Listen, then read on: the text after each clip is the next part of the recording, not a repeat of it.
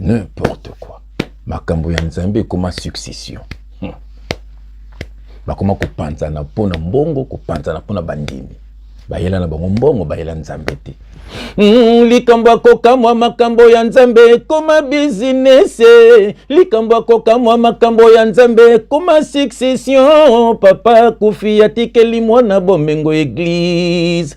Batoyo asalaka na bango bakoma inutile. Bato liye bokangama na Nzambe bino bokangami nde na bato bayela mbongo bayela na bango Nzambe te.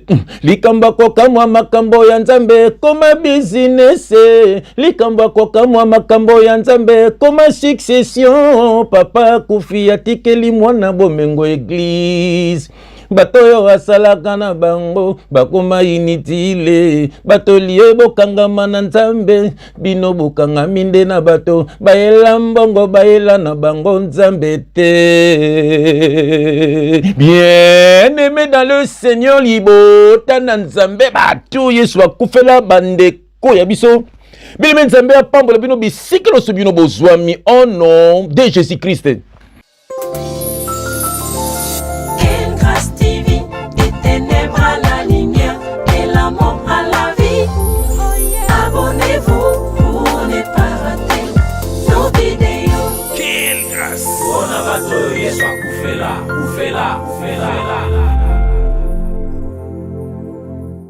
Bien-aimé, shalom. Quelle grâce, quelle joie, immense toi Raboui, rempli du Saint-Esprit, que bimisa ba faux serviteur de Dieu na poissa, ba libéré bino, banana satana, bien-aimé dans le Seigneur, bazana mission à quoi endormir bino, ba musicien, et c'est la mokili, et c'est la soi-disant chantre na bino, bazana mission, ya kotia lo yenge na mitu na bino, alors ba faux politicien, bazana mission, ya ko détruire mboka. Oh, bien-aimé dans le Seigneur, réveillez-vous, vous allez ba révolutionnaire. Bozala ba malanda ngombe te, bozala ba fana kwitite, bazo sakana na bino, zamba zana kati ya makambo na bango te. Ils ne sont pas de Dieu. Bien aimé pesi passe pesi mawa. Makambo zo sala la une mikolo yo bien aimé internet. Histoire ya église, ya pasteur Barout ote kokufa. Église ya Nzambe te, parce que l'église de Dieu n'est pas un bâtiment. L'église veut dire peuple mis à part. Peuple mis à part. Yesu akoya ko soit église na ye. Ça veut dire akoya ko soit peuple na ye. Eza bâtiment te bien aimé baza ko sabino. Baza ko sabino. Alors ba weli mbongo. Bien aimé pasteur Barout akufa ki atikeli église na ye ya Nzambe te. Atikeli ngo mwana na ye bozomo na wana Carlos. Alors Paul, o asalaka na papa na ye, bien aimé, amoni makambo zo ki ne sou bien te. Déjà église, kombo nango ezalaka l'ensemble de Rigini. Bien aimé, kombo échangea et comment Barouti tabernacle. Oh bien aimé, ba personnaliser yango. Oh epesi passe epesi mawa. Sortez du milieu de Yesu alobaki. Bazali ya Nzambe te. Tala lelo oyo. Paul amoni makambo ki ne sou bien te akei na ye ko sala makambo ya ye pe ya Nzambe bakomi siko kowele bandimi bakomi kowele la mbongo bien aimé pesi passe pesi mawa. Alors Carlos oyo alobi ako livrer ye pa ya Satan n'importe quoi bino bat boso tambo na péché bino bat boso tambo la musika na Nzambe oko livrer nani déjà yo moko na noza muto enfer yo moko na okende enfer parce que ça succession est-ce que Nzambe muto apona yo to papa no mutu aponi yo ba païen. Bien aimé, bola sanga mwana Pierre, bola sanga mwana Paul, bola sanga mwana disciple moko awa. Bien aimé dans le Seigneur, tala bango nyonso, bakoma ko préparer bana na bango. Pamba te basali l'église na bango. Bino nde boza ba bololé, bazo lia bino bambongo. Bo cotiser to sombe église, tambo ko sombe église et comme na kombo na ye, ndenge o bozo mona, ezalaka ensemble de Rigini. Et comme sikoyo Barouti tabernacle. Mais réveillez-vous, réveillez-vous. Do bambongo bozo ça bango bazo somba biloko na bango et comme ba héritage na bango ba comme ça basi na bango ba pasteuse ceux qui ba pastrice ceux qui ba pastèque bien aimé pesi passe pesi mawa ale bana pe ba yewana pamba te poser héritage na bango. Réveillez-vous, sortez du milieu d'eux. L'église de Jésus-Christ n'est pas un bâtiment, l'église est un peuple mis à part. Sortez du milieu d'eux. Bien aimé pesi passe pesi mawa nazo tiela bino bino moko landa après to zonga au nom de Jésus-Christ. Division c'est du diable. Division ya utaka na zabolo. Oui. Ya solo. Na lobby ango lelo. Je l'ai dit aujourd'hui. Soki pasteur Paul. Si le pasteur Paul Azui bandimi awa. prend les brebis d'ici, Na ko livrer. je vais les livrer au diable. Que Dieu vous bénisse. Zambé a pas mon la. Pour moi, c'est une bassesse et nakolobe ngote papa nangai. Azaka mwana. Donc ça ne sert à rien. Ngana bande église lobi na kana salite sur la campagne. Na nous a balimi ndenge nini. Pasteur Amona qui déjà que yende il faut remplacer pasteur Barouti. Atali mbongo ndenge zokota. Amoni que il faut yende akoma na mbongo wana. Nde abimi. Bomni les okabola ba tabernacle. Qu'est-ce qui divise votre tabernacle? Eza zuwa. epesi pasi epesi mawa bazowela mbongo mbongo muto mokili asali mbongo yango botala na bambongo yango beleme basine satanike bazowelela yango bazobunda mpo nango nzambe alobaki mutu akolia na motoki na ye olie bakende misala bango baliaka nde na kombo ya yesu nde biftek na bango kombo ya yesu nde fond de commerce na bango sortez du milieu d'eux epesi pasi epesi mawa bien-aimé namoni tobondela yango te topasola makomi au nom de Jésus-Christ éternel Dieu des armées. Papa, merci. Merci Nengozo télémisepso papa. Tala batwa mabe. Papa ba loup ravisseur. Ba côté déjà na bergerie. Pendant qu'on lia ba brebis papa. Pendant qu'on détruit ba foi na bango. Pendant qu'on memba bango na enfer. Ba comme ça bango ba kizengi na bango. Ba comme ça bango ba kiyu na bango papa. Yangozo tinda biso. Pona bano yayo. Ba to yesu akufela. Ba yoka son de la trompette. Ba kabona na batu ya mabe. Pena makambo ya mabe papa. Poete. Ba bik se milimo na bango papa na tiki message na maboko na yo yaka kote ya bano ya yo pe kokwisa banguna na biso que le Saint-Esprit parle pour l'édification de ton peuple au nom de Jésus-Christ nous avons ainsi prié et nous disons amen. Bien-aimé Hosanna adresse à bien awa pembe na pembe vérité de very révélation de rêve uniquement pona bato yesu akufela bien-aimé soki yesu akufela yo te okozala fana kwiti ya bato ya mokili okobunda pona bato ya mokili okoboma pona bato ya mokili nzoka bazomema nde na enfer kangama nde na nzambe sauve ta peau moto akufa pona yo yesu kristu moto akoya kozwa yo yesu kristu moto akosambisa mokili yesu kristu kabwana nde na mabe kangama nde na yesu kokangama na bato ya mokili te na Jean chapitre 21 verset 5 yesu azoyebisa Pierre paix mes brebis donc batela bampate na ngai teya bampate na ngai ba brebis bazalaka ya nzambe ba brebis bazala bato mokili te neti ngai frère Jeff nazo teya ba brebis ya Yesu bakabwana na bino po boza bandoki bazali ba brebis na ngai te bokosaka bango bokoma ba papa molimo na bango po bapesaka bino mbongo le papa molimo c'est Dieu parce qu'il est molimo aza papa na molimo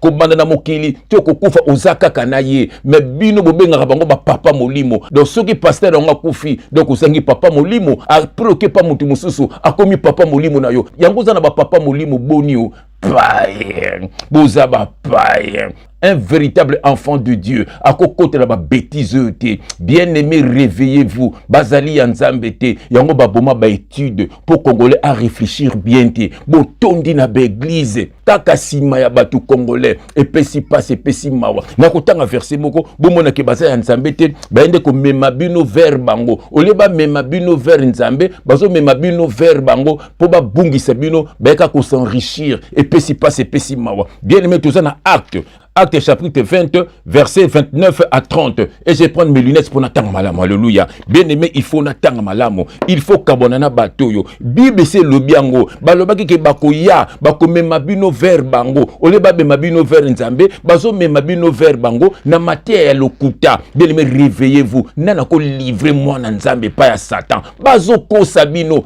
Monsieur, livrez-moi à Satan. Livrez-moi. Ngana za mwana nzambe. Mbisonde tokozala pembe na Yesu. Bazo ko sabino, ba charlatan, ba faux serviteur de Dieu, ba fils du diable, ba tondi surtout na Congo na biso wana, misala izate, ba zwa cop na bango. Oh bien-aimé, ba tinda ba petit na bango partout en Europe, na Amérique, partout, na ba pays anglophone kuna, po ba tinda na bango ba dollar, ba tinda na bango ba euro. Allez, tinda bango dim, zwa ba dim kuna, chaque fin de mois tinda pe ngai. Baza koko sabino, la dîme n'a jamais été de l'argent. Alléluia. Baza koko sabino.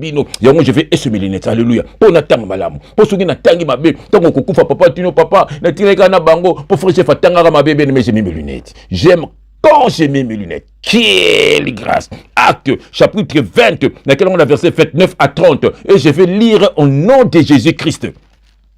Je sais qu'il s'introduira parmi vous après mon départ des loups cruels. Ah, loup. Ce sont des loups cruels. Loups alia kakaka brebis. Alléluia.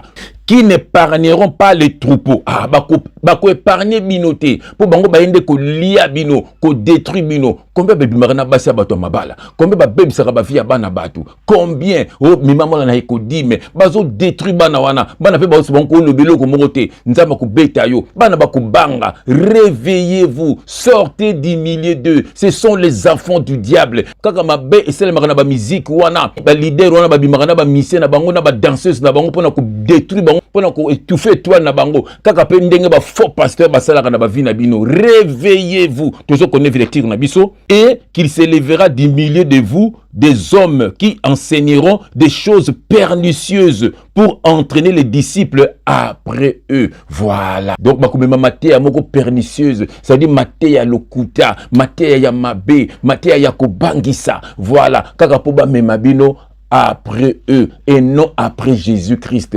Réveillez-vous. Baza ya nzambete, baza ba faux prophète, ba bongwa mate, ba koko sabino. Ndeko nanga, ce que Dieu te demande, c'est la repentance. Que veut dire la repentance? Le retour vers Dieu, l'abandon du péché. Et si linango, tambolaka mosika na masumu, tambolaka na nzambe, sambelaka avant toute chose, ata 1 minute à pamba, ata 2 minutes à pamba, tozana nouvelle alliance. Yesu sa koufela yo, atangsa makila na pona yo, soko ndimiye obiki sami, alobi boye, crois à notre Seigneur Jésus-Christ et tu seras sauvé, toi et ta famille. Au lieu de croire na Jésus-Christ, vous croire na batu, baza koko sabino, babongwa mate, baza banana satana, bien aimé la nanon nzembo. Écoutez ya yo au nom de Jésus-Christ. Ami ya bomwana ndeko biblos elokombe Dembela nkolo ndeko nanga GF Fonge esengo etondi mitema nzambe azwa loko. Amen.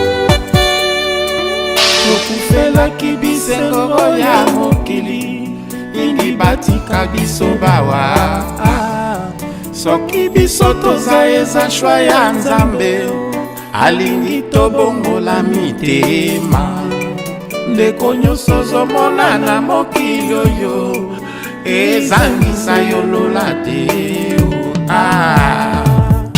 Ésaïe 55 verset 7. Que le méchant abandonne sa voie et l'homme d'iniquité ses pensées, qu'il retourne à l'Éternel qui aura pitié de lui, à notre Dieu qui ne se lasse pas de pardonner. Alléluia. Quelle grâce. Moto na masumu suka selifili kokende kuna tende kona ngai. Tokufelaki bisengo ya mokili mingi batika biso bawa soki biso toza eza shwa ya nzambe alingi tobongola mitema ndeko nyonso ozomona na mokili oyo ezangisa yo lola te. Ça c'est la rumba sainte, rumba isantu isika bojo beite obongola mitema mokili oyo ekolekango lolembango ya nini nzoto nde putulu tout est vanité. Tobongola mitema mokili oyo ekolekango lolembango ya nini nzoto nde putulu tout est vanité.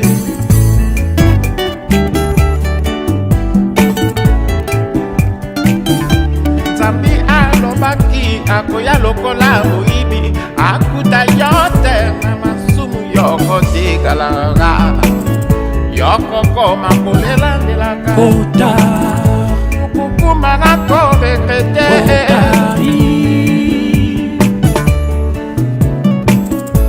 tango yango oyo yamba Yesu kozela lobi te lobi esali ya biso te ebele bakufa bayebaki teke bakokufa liwa ya accident arrêt cardiaque mort subite tu n'auras pas le temps de te confesser tango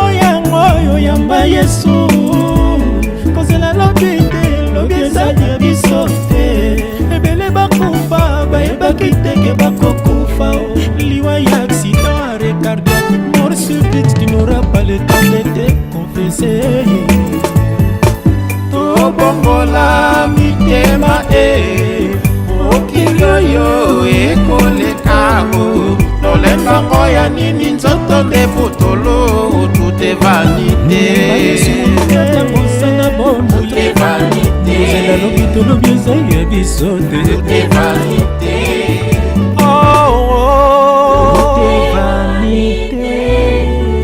okumaka koregrete.